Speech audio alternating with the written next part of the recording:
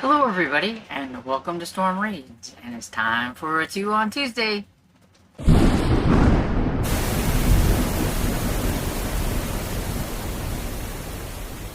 Okay, so it is time for 2 on Tuesday, so I've got two of my books from my tubs.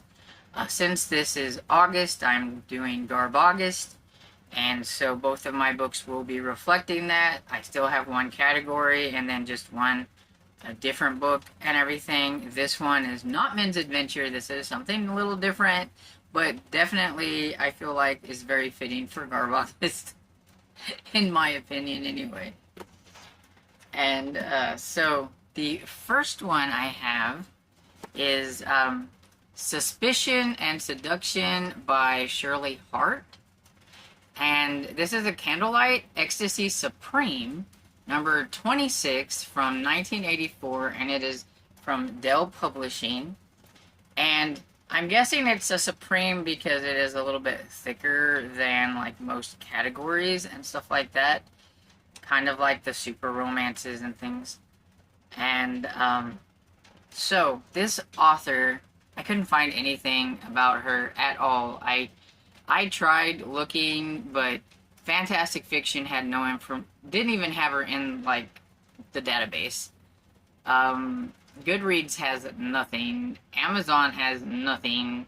They're selling the books, but they don't have any information on the author. So I don't know if this was maybe somebody's pseudonym. They didn't want people knowing that they were writing Candlelight Ecstasy books.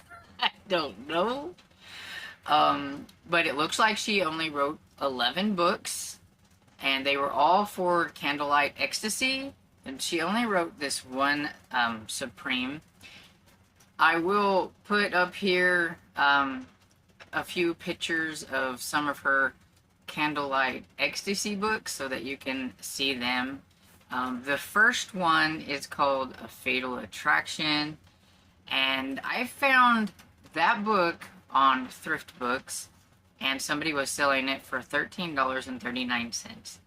Amazon sellers were selling some of her books, and they were ranging from anywhere around $6 to $39. And yeah, that's pretty much all I know about Shirley Hart. I don't know anything else. So let's see what this book is about. So it says, let me adjust my glasses accordingly. She escaped her manager, fled the grueling demands of a highly successful acting career, and embarked on an idyllic vacation. Nothing appealed to Gabriella Ford more than a lazy week alone with her father on the Dixie Lee.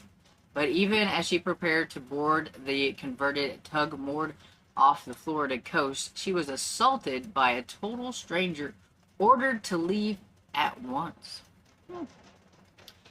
He called himself Barry Harris. He was formidable, yet despite his warnings, she would stay. Boldly, she followed him to the depths in search of sunken treasure, faced the fierce sharks that guarded it, then surfaced to confront the passions that lurked within. Did her father's new partner pose a threat or promise protection from a greater danger? Too soon she gave him her trust, surrendered to her own desire. But what had she done? Found the treasure of love she sought all of her life, or allowed herself to be used and betrayed again? Sounds very dramatic. But it sounds interesting at the same time.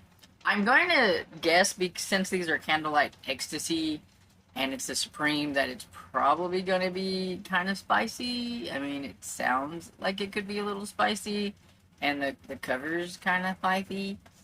But yeah, I have never read a Candlelight Ecstasy or a Candlelight Romance, any of these Candlelight books from Dell. I have a few. They're a little bit harder to find out in the wild. When I come across one, I usually immediately grab it up and everything, because yeah, I want to collect a bunch of these, but I just don't find them very often. So my collection of Candlelight is very small.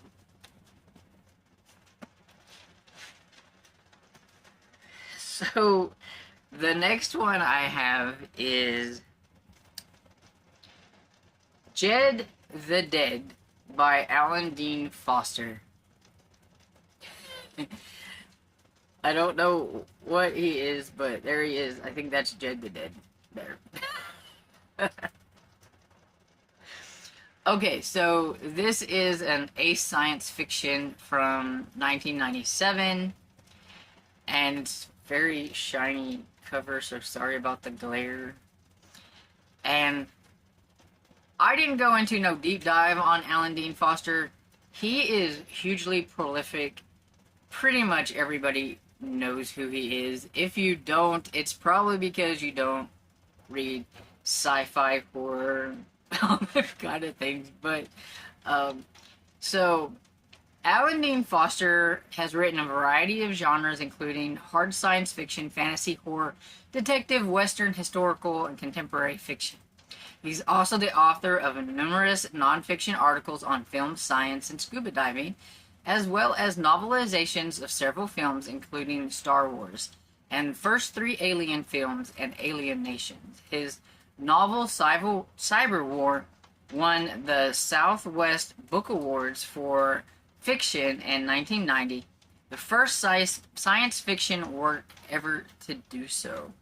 So I'm going to put up some of his books here so you can look at them. And from what I can tell, his first book was written in 1972, and that his latest book was in 2024, and looks like nothing that he's ever written. I mean, it just, when you look at the scope of like his books and what he's written, a lot of the sci-fi and the novelizations for like Star Trek and Star Wars and Aliens and all that kind of stuff, Stewart just doesn't really look like an Alan Dean Foster book. Now, Alan Dean Foster, I believe, is like 78 or 79, somewhere around there, and everything. So if he is still writing, that's like super cool. It just looked very different and everything. But I didn't go into any kind of deep dive on Alan Dean Foster because then I would be here all day. He needs his own video because, like I said, he has written a ton of books. So I have this one, and I have a couple of other of his sci-fi books. I don't really have a lot of Alan Dean Foster. I see a lot of them out and about. I see some at Antiquish in that one store that wants $3 a book for them.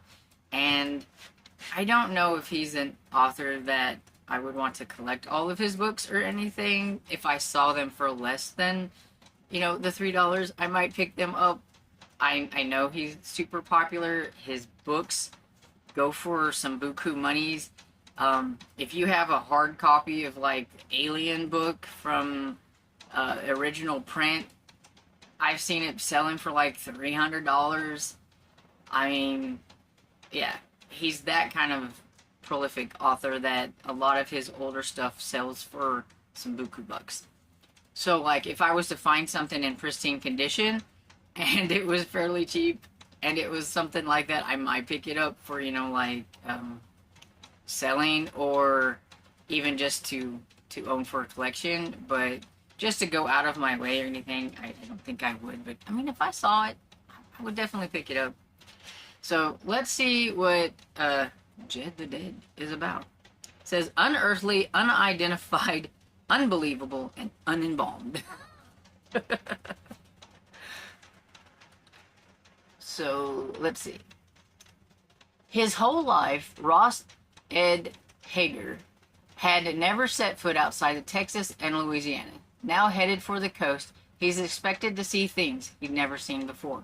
He did not expect to see a 3-eyed, 6-limbed alien corpse. Jed the Dead. So, let's see. Is there something else about it on here?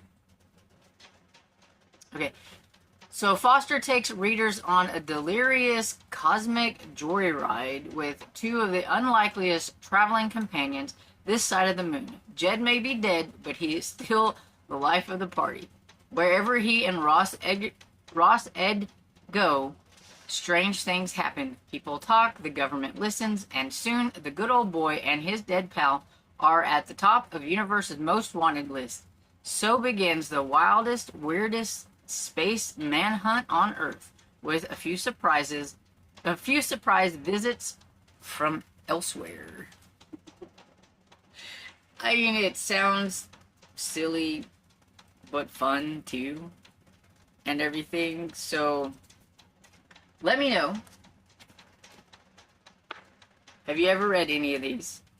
I'm fairly certain most people have heard of Alan Dean Foster over Shirley Hart.